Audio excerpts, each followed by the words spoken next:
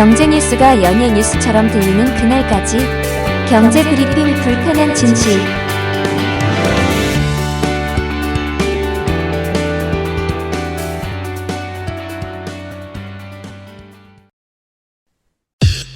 EPD의 픽. 고객님들 서두르셔야겠어요. 마감 임박입니다.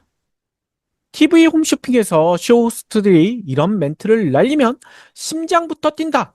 이런 분들이 주변에 꽤 있더라고요. 엄청난 할인에다 사은분도 많이 챙겨드리겠다. 이번 기회를 놓치면 다시는 못 살 수 있다. 이런 얘기 들으면 걱정도 하시더라고요. 그래서 그 물건 사려고 했거나 당장 필요하지 않지만 나도 모르게 전화 주문을 하는 그런 분들 의외로 많다고 합니다. 문제는 이렇게 산 물건들 만족할까? 뭐 제품 성능 이런 걸 다 떠나 마감 임박이다. 뭐 쇼호스트들은 이렇게 얘기하지만 이거 실상 찾아보면 마감 임박 아닌 경우가 더 많다면서요. 네. 해당 쇼핑몰 홈페이지 뭐 이런 데 등에서 계속 판매하는 경우 의외로 많죠. 아니면 다른 쇼핑몰에서 더 싼 가격에 살 수 있기도 하고요. 그래서 이거 발견한 다음에 아이고 이거 괜히 샀네. 당장 필요도 없는데. 이런 후회를 하시는 분들 의외로 많다고 합니다. 그런데 갑자기 이렇게 홈쇼핑 이야기 꺼낸 이유가 있습니다.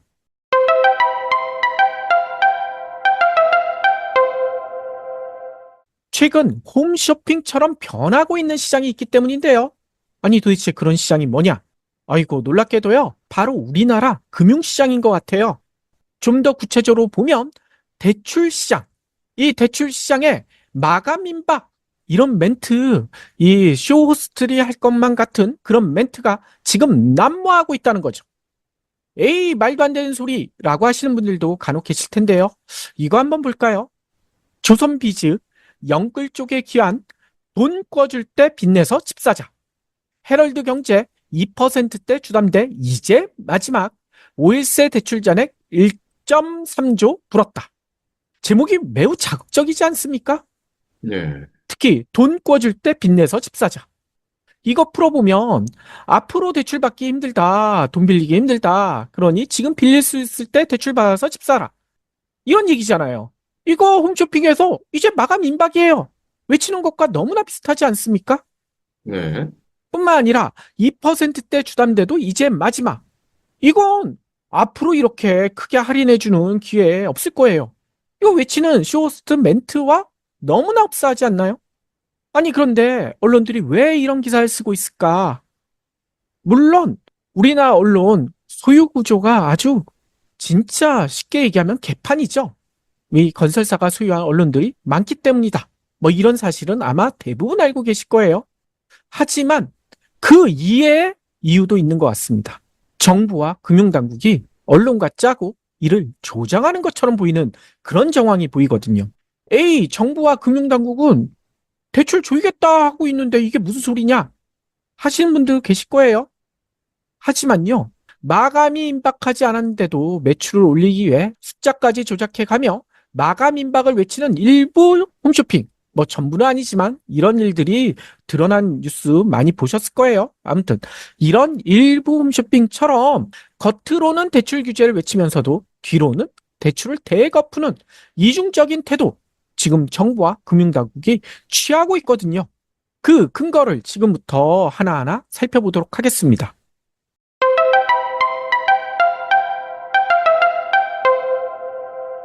첫 번째, 역마진을 보는 은행들. 이게 뭔 얘기냐? 최근 주담대 금리가 많이 내려왔다. 뭐 이런 얘기가 들리잖아요. 뭐 다시 올라간다는 얘기도 들리긴 하지만 일단 우리나라 5대 은행 혼합형 주담대 금리 하단 연 2.88%. 지난 3일에 비해 또 0.05%포인트가 떨어졌더라고요. 왜 이렇게 떨어졌느냐? 언론들은 은행의 주담대 금리가 하락한 것은 시중금리 영향이 크다라고 설명을 합니다. 그래서 진짜 그런가? 제가 한번 찾아봤어요. 금융투자협회 채권정보센터 이 홈페이지에 들어가서 주담대 금리의 기준이 되는 은행채 5년물 이 평균 금리를 찾아봤는데 이 금리가요 3.385%. 이게요 5개 채권 국가 기관의 평균치거든요. 요런 평균치 통계를 작성하기 시작한 2023년 1월 9일 이래 최저치로 떨어졌다고 합니다. 아니, 그런데 여기서 뭔가 좀 이상하지 않습니까? 그러네요. 최저치라고는 하지만 주담대 하단보단 높잖아요. 그러니까요. 앞서 얘기 드린 것처럼 주담대 준거 금리가 된다는 것은 이 금리로 은행들이 돈을 빌려다가 자금을 빌려다가 돈을 빌려주는 거 아닙니까? 근데 은행들이 돈을 빌려오는 은행채 금리가 3.385%인데 일반인들에게 돈을 빌려주는 주담대 금리는 2.88. 이거 퍼주는 장사 아니에요. 비싸게 빌려서 싸게 빌려주는. 이게 말이 안 되잖아요. 네. 아니, 은행들이 갑자기 산타클로스가 됐을까요? 천사가 됐을까요? 절대 그럴 리는 없죠. 얼마 전 요 비슷한 내용을 저희가 살펴본 바가 있어요. 기준금리보다 낮은 주담대 하단, 그 불편한 이유는 여기에서 알아봤듯이 은행들은 지금 정부의 압박에 하느니 금리를 곧 내릴 것이다 라고 베팅하고 있다라는 얘기 그때 드리지 않았습니까? 그래서 지금 은행에서 주로 빌려주는 주담대는 변동형이 아니라 고정형. 앞으로 금리가 내려가더라도 지금 고정형으로 다 땡겨버리면 수익은 그대로 챙길 수 있다. 뭐 이런 계산을 두드린 것 같다는 얘기를 그때 드렸었어요. 현재 금리보다 더 내려가게 된다면 지금 당장은 은행이 역마진, 그러니까 손해를 보는 것 같지만 이 주담대 보통 10년, 20년 이렇게 빌리잖아요.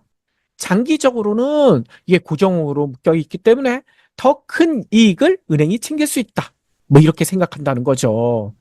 그래서 이 주담대 금리를 내리면서 지금이 마감이에요. 지금 안 사면 다시 기회 없어요. 마감떨이 세일하는 것처럼 팔아제끼고 있다는 겁니다. 예. 근데 이것만으로는 조금 이해가 안 되는 부분도 있는데요. 그러니까요. 그때 저희가 시간이 없어서 나머지 설명은 나중에 드리겠다고 했는데 그 설명을 지금부터 한번 드려볼게요.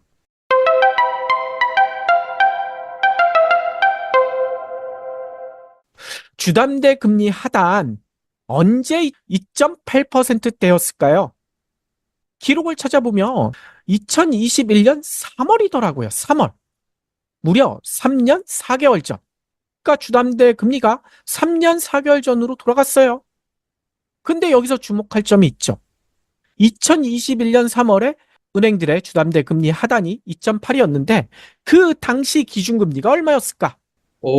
그때 되게 낮았던 것 같은데요. 그러니까요. 현재 기준금리 다들 아시다시피 3.5니까 3년 4개월 전? 그래도 그때도 한 2%대 아니었을까라고 착각하시는 분들도 계실 텐데 박 PD 얘기처럼 엄청 낮았어요. 2021년 기준금리가 0.5%였습니다. 근데 이 0.5, 대한민국 역사상 최저금리였어요. 최저금리. 왜 이때 0.5였느냐? 당시 미국 기준금리는요, 0에서 0.25%였거든요. 사실상 제로금리. 우리도 제로금리보다 살짝 높은 0.5. 뭐 이거는 따지고 보면 마이너스 금리에 더 가까운 그런 금리였다는 거예요. 그런데 여기서 또 궁금해지는 게 있어요. 이건 기준금리고 은행들이 돈 빌려오는 은행채 금리는 얼마였을까? 이것도 제가 또 찾아봤거든요. 2021년 은행채 금리 1.8%대더라고요.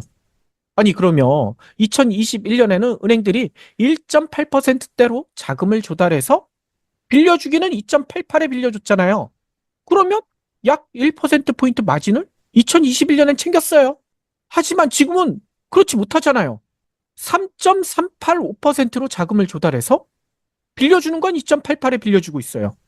이런 황당한 마케팅을 지금 하고 있다는 겁니다. 네. 뭔가가 너무 이상하죠.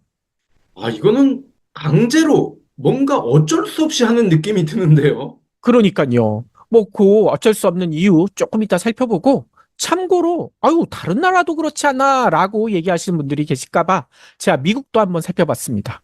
미국 기준금리 다들 아시다시피 5.5%잖아요. 그러면 미국도, 기준금리 5.5%인데 주담대 금리는 이것보다 낮지 않을까? 우리나라도 그런데. 근데 미국의 국책 주담대 업체 프레디맥, 요 이름 들어보신 분들 많으실 거예요. 프레디맥 사이트 한번 지금 들어가 보세요. 여기에서 본 30년 만기 주담대 평균 고정금리 몇으로 나 있냐면요.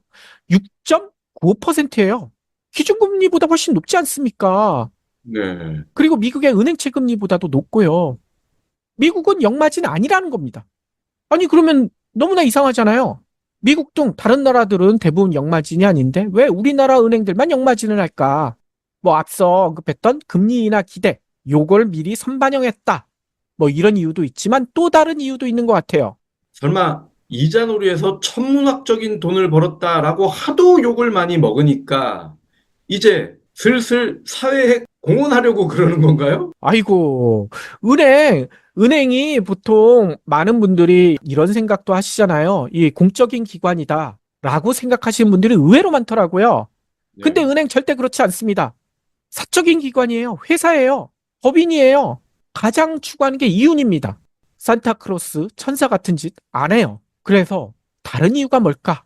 좀 찾아보다 보니 이게 딱 눈에 들어오더라고요. 최근 금융당국이 부동산 PF 사업장에 옥석 가리기에 나서고 있다. 뭐 이런 얘기 많이 들어보셨을 거예요. 이것도 하도 얘기해가지고 지금 흐지부지 되는 게 아닐까라고 했는데 어제 또 얘기하더라고요. 옥석 가리기에 속도를 내고 있대요. 이게 옥석 가리기에 속도 내는 건 도대체 어떻게 한다는 건지 잘 모르겠지만 언론들은 그렇게 전합니다. 아니 그런데 예전 방송에서도 여러 차례 얘기 드렸지만 이게 왜 저희가 이렇게 비판적으로 얘기하느냐? 이거 옥석 가리기는 예전에 했어야 됐거든요. 네. 이 김진태발 레고랜드 사태 났었을 때 그때 바로 해결했었으면 지금처럼 커지지 않았어요. 근데 이거 터지는 거 미루다 지금에야 나서고 있는데 속도를 내고 있다? 그러니까 말이 안 맞는다는 얘기인 거죠. 아무튼 왜 지금 이렇게 속도를 낸다고 언론들이 얘기할까? 금융당국이 이럴 수밖에 없는 이유가 있다는 거예요. PF 부실 이 규모, 이 김진태발 사태 났었을 때 해결했었으면 지금처럼 커지지 않았겠지만 이거 미루다 보니까 이제는 손댈 수 없을 만큼 너무 커졌다는 겁니다. 이 PF 부실 규모 처음 얘기했었을 때 정부나 언론들은 한 23조 정도 얘기했어요. 근데 이게 계속 불어나. 그래서 지금 얼마까지 불어난 줄 아세요? 230조 얘기를 하고 있습니다. 230조. 네. 근데 이게 끝이 아니다. 라는 얘기도 나오고 있죠. 더 있을 것이다. 근데 이렇게 엄청난 부실 덜어내려면 어떻게 해야 될까? 지금이라도 마음은 아프지만 생존 가능성이 없는 사업장은 과감하게 정리해야 됩니다. 그거 정리하고 다시 그 토지 경매를 하건 뭘 하건 다른 식으로라도 빨리 처리를 해야 돼요. 그래야 전부가 죽는 걸 막을 수 있거든요. 이게 뭔 얘기냐? 동상에 걸려 발가락이 썩어 들어가기 시작하면 이거 바로 그 발가락을 절단하던 이런 조치를 취해야 되잖아요. 이거 머뭇거렸다가는 어떻게 됩니까? 팔 전체를 잃을 수 있잖아요. 네. 그런데 현 정부는 내피셜이긴 하지만 이 발가락 자르는 거 아무래도 두렵겠죠. 너무 아픈가 봐요. 영끌 쪽을 부활시켜 이를 해결하는 듯한 모습을 지금 보이고 있다는 거예요.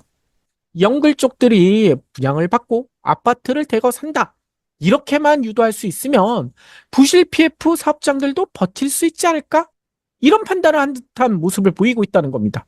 그래서 정부가 압박을 강하게 해서 은행들이 영마진을 보면서 이거 대출 늘려라.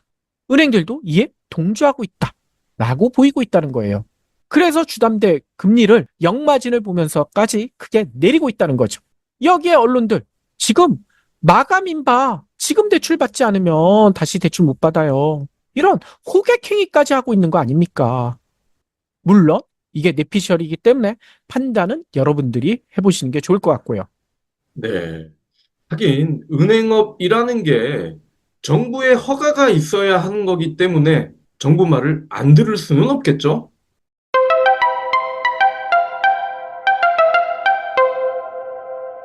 그리고 두 번째 근거도 있습니다. 빚내서 집 사라 2가 지금 시전되고 있다. 경불진에서 여러 차례 경고했잖아요. 하지만 정부에서는 우리는 그런 말 한 적 없어. 절대 그거 아니야. 라고 발뺌을 하고 있죠. 그런데요, 최근 가계부채가 급증했던 그 배경에는 정부의 정책 상품의 역할이 컸다는 사실을 부인할 사람이 있을까요? 이거 부인하기 힘들지 않습니까? 특히 많은 언론들도 이젠 지적하지 않을 수가 없는 그런 상태가 돼버렸잖아요. 신생아 특례 대출. 요거 다들 아시다시피 2023년 이후 아이를 낳은 가구에 한해 9억 원 이하의 주택에 5억 원까지 주택담보대출을 지원하는 이게 정부 정책 상품이잖아요. 근데 일반 대출과 달리 DSR도 적용 안 되고요. 금리도 최저 1%대 엄청 낮죠. 그래서 다들 신생아 특례 대출 받으려고 나서다 보니 올 상반기에만 6조 원 가까운 실적을 기록했다. 뭐 이런 얘기도 나오고 있고요. 그런데 이렇게 신생아 대출이 많이 풀리다 보니 걱정스러운 현상도 나타나고 있다고 합니다. 이게 뭔 얘기냐면 올해 1월에서 5월까지 전국에서 생애 첫 집합 건물, 그러니까 아파트, 오피스, 뭐 다세대, 뭐 연립 이런 거 다 포함해서 이거를 구입한 사람들 찾아보니까 16만 9천여 명 돼요. 지난해 같은 기간보다 32% 넘게 늘어났습니다. 그런데 연령대별로 보니까요. 눈에 띄는 점이 있어요. 30대 매수자가 가장 극폭으로 늘어났다는 거예요. 네. 30대 매수자가 76,850명. 지난해에 비해 38%가 늘면서 전체 연령의 45.2%. 이렇게나 많이 차지했다는 거예요. 아무래도 요 나이 때 출산을 가장 많이 하니까 그렇겠죠. 그렇죠. 아이를 낳은 30대가 신생아 특례 대출, 이거 싸게 빌려서 첫 집을 구입했다. 라고 볼 수밖에 없다는 거예요. 그런데 지난해에도 이 비슷한 정책 대출이 있었죠. 바로 특례 보금자리론. 무려 40조 넘게 풀렸다. 이 사실은 다들 아실 거예요. 이렇게 40조 넘게 엄청난 돈이 부동산에 풀리면서 집값이 안정화, 그러니까 하향 안정화될 법했었는데 잔뜩 끌어올려 놨잖아요. 그런데 신생아 특례로 이게 지금 27조 원 풀겠다고 합니다. 가계대출 급증하고 집값이 안 올 수 없는 그런 상황을 정부가 만들고 있다는 거예요. 이런데도 빚내서 집 사라 투가 아니다? 이게 말이 안 되죠. 그런데 정부는 또 이런 얘기를 해요. 아이고, 우리 빚내서 집 사라 투 아니에요. 스트레스 DSR 이거 추진하고 있는 거 보면 몰라요? 이렇게 설레발을 쳤거든요. 근데 스트레스 DSR 이거 다 아시기 때문에 뭐 이건 따로 설명드리지 않겠지만 간단히만 얘기하면 대출을 줄인다는 거 아니에요? 근데 한 번에 줄이면 시장에 충격을 줄 수 있으니 3단계에 걸쳐 시행할 것이다. 지난해부터 언론에 강조를 해왔거든요. 그래서 은행권 주담대에 시행되는 1단계는 이미 지난 2월에 시행됐고요. 이 금융권 그리고 신용대출까지 확대되는 2단계를 7월 1일, 그러니까 지난 1일부터 시행될 예정이었죠. 하지만 다들 아시다시피 시행 겨우 일주일 앞두고 이걸 돌연 연기하지 않았습니까? 이 3단계 하겠다고 해놓고는 3단계 근처도 못 갔어요. 2단계 시작도 안 하고 멈춰버린 겁니다. 예. 물론 정부는 이거 완전히 멈춘 거 아니다. 2달 뒤에 9월에는 재개할 거야. 근데 이 말을 누가 믿습니까? 예. 그런데도 이 사실을 버젓이 알고 있는 언론들 이런 설레발까지 치고 있더라고요. 뉴스원 제목이 이겁니다. 영끌 막차 2달 뒤로 대출 줄이는 스트레스 DSR 2단계 9월로 연기. 이게 뭔 얘기입니까? 2달 뒤, 그러니까 9월부터는 대출 받기 다시 힘들어지니까 지금 빌릴 수 있을 때 막차 타서 돈 빌려서 집 사라. 이거잖아요. 네. 그런데 언론들이 이런 설레발치는 이유, 정말 무주택자들, 실수요자들 위해서일까요? 지금 아니면 당신들 거지돼요. 이래서일까요? 앞서 언급했던 것처럼 무너지는 건설업을 어떻게든 떠받치기 위해서란 그런 의심이 들 수밖에 없지 않습니까? 그렇죠. 달리 표현하면 영끌이 살아나야만 버틸 수 있을 정도로 지금 우리나라 건설업 PF 부실 문제 심각하다. 이걸 보여주는 그런 의미이기도 하고요. 예. 정부와 건설사들이 잘못해서 이 지경이 됐는데 그 책임을 영끌족한테 다 돌리고 있는 거 아닙니까? 그러니까요. 문제는요. 앞서 언급했던 신생아 특례 대출 그리고 특례 보금자리론 이게 확산되면서 집을 사는 수요층이 크게 달라졌다는 점인 것 같아요. 과거에는요. 첫 집 사는 거 그래도 생각보다 조금 늦었거든요. 왜냐? 집값이 과거에도 싼 게 아니었잖아요. 어느 정도 직장 생활에서 돈을 차곡차곡 모아야 집을 살 수 있기 때문에 경제력을 좀 갖춘 40대가 주 수요층이었거든요. 근데 어느 순간 이게 연령대가 확 낮아졌고 특례 보금자리론, 신생아 특례 대출이 나오면서 더 낮아졌다는 거예요. 그래서 지금 집 사는 주 수요층이 30대. 앞서 얘기 드린 것처럼 30대가 주 수요층이 되고 있다는 거죠. 근데 여러분들 생각해 보세요. 30대면 대학 졸업하고 얼마 안 된 그런 나이대 아닙니까? 직장 생활 하더라도 몇 년이나 돈을 모았겠어요. 경제력이 절대적으로 부족할 수밖에 없겠죠. 물론 금수저 빼고 얘기죠. 일반적인 경우. 그러면 이런 흑수저 30대들이 집을 살려면 연끌하는 수밖에 없지 않습니까? 대출을 최대한 끌어들일 수밖에 없잖아요. 그래서 지금 30대가 연끌, 대출을 최대로 끌어들여서 지금 집을 사고 있다는 겁니다. 근데요, 이 집 누구한테 사고 있을까요? 지금 베이비부머, 은퇴하고 있는 베이비부머들이 집을 팔고 있다는 거예요. 이 베이비부머들이 파는 집을 지금 30대가 사고 있다는 겁니다.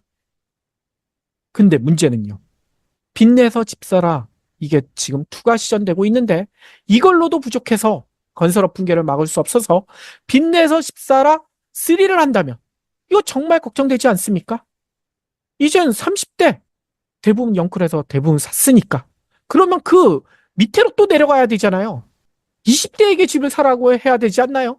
그러면 20대에 집 사라고 하려면 대학생 특례 대출 이런 거라도 내놓을까요? 이게 말이 안 되지 않습니까? 한마디로 정책 자금으로 부동산 펌프질하는 거 이제 한계에 다다른 것 같다. 이렇게 볼 수밖에 없다는 거죠.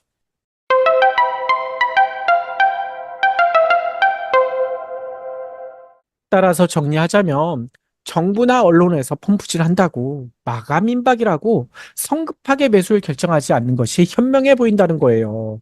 요 얘기 왜 드리느냐? 저희가 어제 만났던 분도 영끌을 생각하고 계시더라고요. 그래서 이걸 뜯어말리기 위해서 여러 가지 얘기를 드렸는데 그 얘기를 지금 다시 반복하고 있는 겁니다. 물론 예외는 있어요. 대출 없이 실수요로 산다. 현금 다 박아서 산다. 이런 분은 예외예요. 그리고 매수한 이후에 난 집값 떨어져도 상관없다. 뭐 이런 분들은 지금 당장 매수해도 상관없습니다. 하지만 일반적인 수요자라면 그러면 안 된다는 거예요. 대출 막차라고 대출 받을 수 있을 때 최대한 끌어서 집을 샀다가 혹시 집값 떨어지면 그거 감당 가능하십니까? 뿐만 아니라 매달 대출 갚으라고 문자가 은행에서 금융권에서 날라올 텐데 그거 부담스럽지 않을까요? 그래서 저희는 이렇게 얘기 드리고 싶어요. 집은 언론들이 얘기하는 또 일부 전문가라는 사람들이 얘기하는 것처럼 대출 받을 수 있을 때 사는 게 아니라 정말 필요하고 집값이 낮을 때 사는 겁니다. 뭐 개중에 이런 분들도 계실 거예요. 설마 가격이 그렇게 떨어지겠어? 그럴 수 있습니다. 카카오 주가 70% 빠질지 그 당시 누가 알았겠습니까?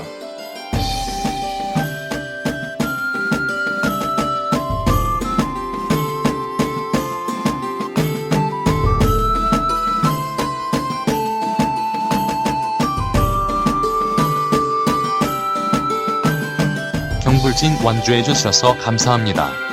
하트 투척, 댓글 남기기, 링크 공유, 계좌 후원 등 경불진 두 PD에게 힘을 보태주세요.